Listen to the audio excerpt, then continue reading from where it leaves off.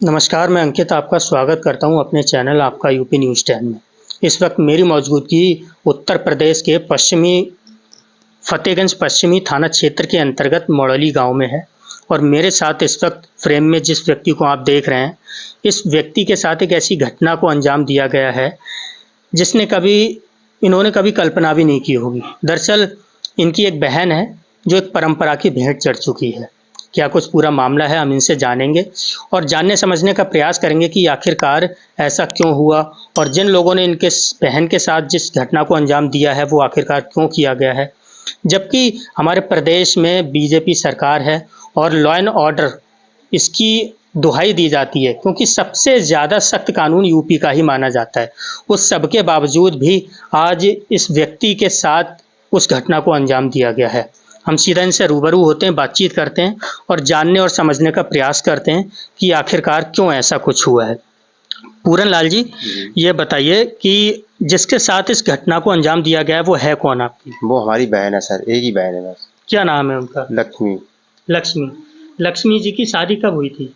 ये हुई थी 1 साल से कुछ ही समय ज़्यादा हुआ था। अच्छा। हाँ, तो शादी के बाद जब हमने उसकी शादी जो की थी, शादी की है, वो आपने कहाँ की? ये जोरा मकरंदपुर और थाना नवाबगंज।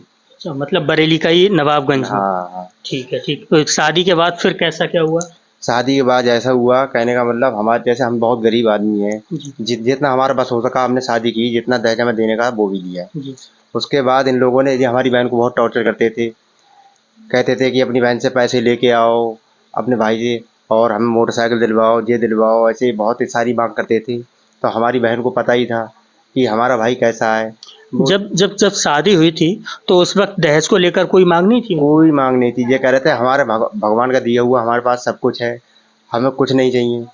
हमने कहा चलो कोई बात नहीं है। हमने इस मामले में वो पढ़े लिखे लोग हैं, हम तो बहुत अनपढ़ लोग हैं, हमें हमारे घर में कोई ऐसा पढ़ा लिखा नहीं है। अच्छा, जहाँ शादी हुई है वो पढ़े लिखे लोग हाँ, हैं। सब सारे बहुत पढ़े लिखे लोग हैं। अच्छा, उनका हाँ, क्या बिज़नेस वग़ैरह क्या करते हैं वो? वो लैपटॉप वगैरह, हमारी जो बहन हुई है लैपटॉप वगैरह, जो फोटो कापी वगैरह और सिलेंडर वगैरह उनकी दुकान पे जो ऐसी रहती हैं, वो अच्छा, दुकान है। पैसा निकालना, पैसा डालना, ये काम करते कैफ़े थे। है। हाँ, कैफे है। अच्छा।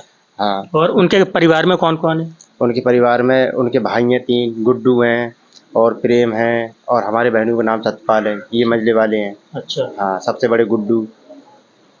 तो कहने का मतलब उस वक्त ऐसी कोई बात नहीं थी, तो हमारी बहन को टॉर्चर करते तो हमारी बहन को तो पता ही था कि हमारा भाई इससे ये सब नहीं दे पाएगा। जैसा बस था उसने हमारे लिए कर दिया। तो वो चुप रही इस मामले को लेके, उसने कुछ हमसे बोला ही नहीं। हम उससे बहुत पूछते थे, इन्होंने हमारी बहन को बिल्कुल सुखा दिया था।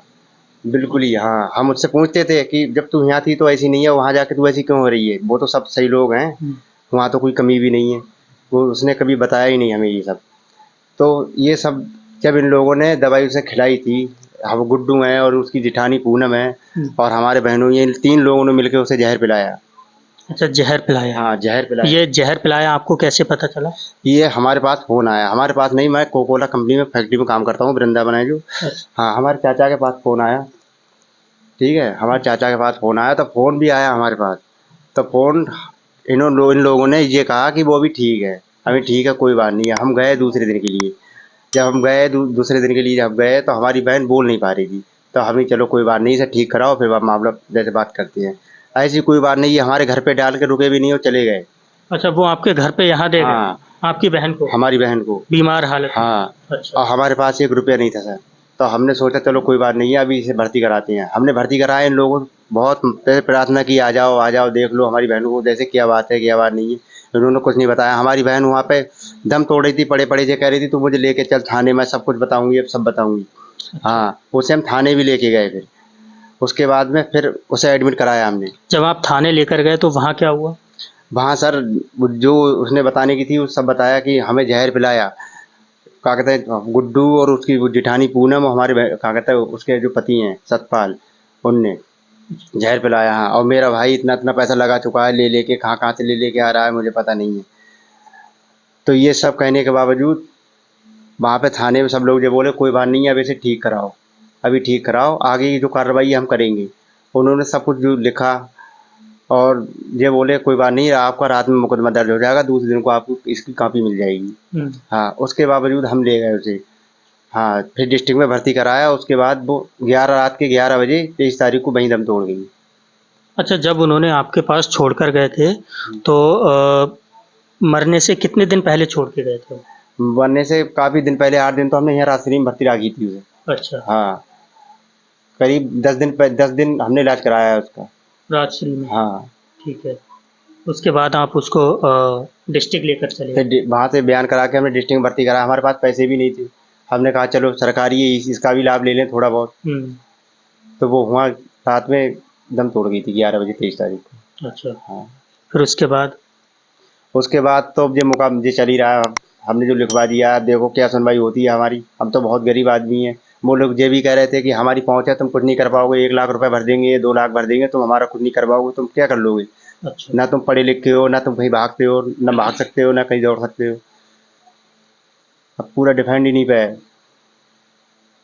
ये जब आपकी बहन को ज़हर पिलाया गया था, तो उससे पहले भी उसके साथ मारपीट का भी कुछ? वो बताती नहीं थी।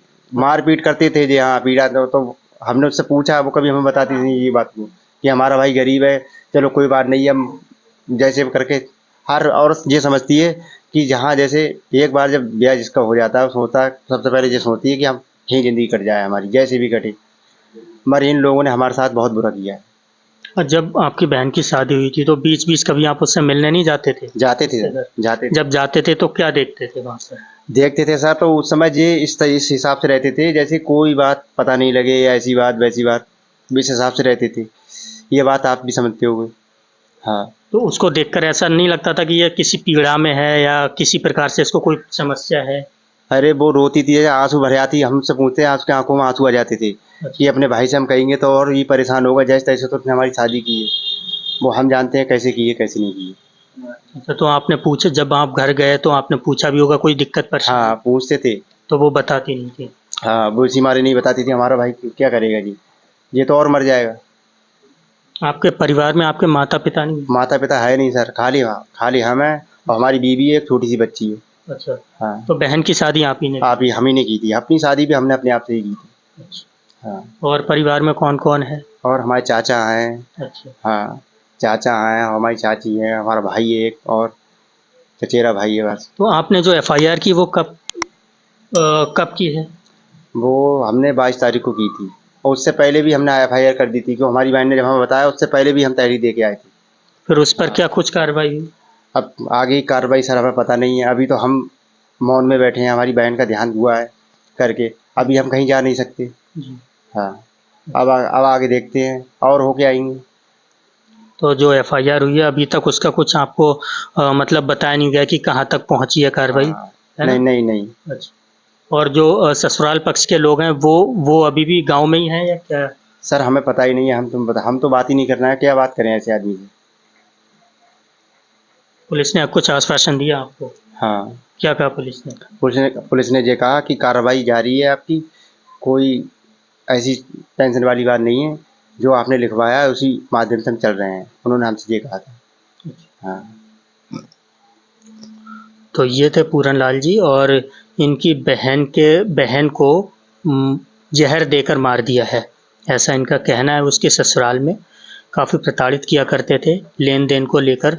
जब शादी हुई थी तो उस वक्त ऐसी कोई डिमांड नहीं थी, जैसा कि पूरन लाल जी ने बताया। लेकिन शादी के 1 साल बाद उसको प्रताड़ित करने लगे दहेज को लेकर, जिसके बाद उसको उसकी जेठानी और पूनम उनकी जेठानी पूनम और उनके पति गुड्डू, उन्होंने मिलकर जहर दिया है हमारे। उन्होंने मिलके उसको जहर दे दिया, जिसके बाद तकरीबन 8-10 दिन तक उसका इलाज चला। वो भी इन्होंने कराया क्योंकि वो लोग इनके घर पर छोड़ गए थे, और इलाज कराने के बाद 23 तारीख को उन्होंने हॉस्पिटल में दम तोड़ दिया। फिलहाल तो इन्होंने पुलिस को सारी कार्रवाई करने के लिए अपने जो भी एफआईआर करनी थी वो करा दी है। आगे पुलिस इस पर क्या एक्शन लेती है, इस पर देखने वाली बात हो। आप सरकार से क्या डिमांड चाहते हैं? सर मैं यही चाहता हूँ कि उन्हें कड़ी से कड़ी सजा मिले जी। तो हमारी आवाज़ जहाँ तक भी पहुँच रही है, जितने भी प्रशासनिक अधिकारी हैं या सरकार में बैठे हुए, महकमे में बैठे हुए अधिकारी हैं, उन सभी से एक ही रिक्वेस्ट है कि इनकी जो अपील है उसको प्रायोरिटी बेसिस पे लिया जाए, और जो भी आरोपी हैं इनको इनकी बहन को जिन लोगों ने मौत के घाट उतारा है उनके खिलाफ सख्त से सख्त कार्रवाई की जाए, ये हमारी अपील है। और हम आगे भी लोगों की इसी प्रकार से आवाज़ बनते रहेंगे। अगर आप हमारे चैनल पे हैं तो हमारे चैनल के साथ जुड़िए, सब्सक्राइब कीजिए और इनकी ज़्यादा से ज़्यादा मदद करने में हमारा सहयोग कीजिए। इस वीडियो को ज़्यादा से ज़्यादा शेयर कीजिए ताकि प्रशासन में बैठे हुए उन अधिकारियों तक ये वीडियो पहुंच जाए। एक गरीब की मदद करने में आपका बहुत बड़ा सहयोग होगा। इसी के साथ जय हिंद, वंदे मातरम।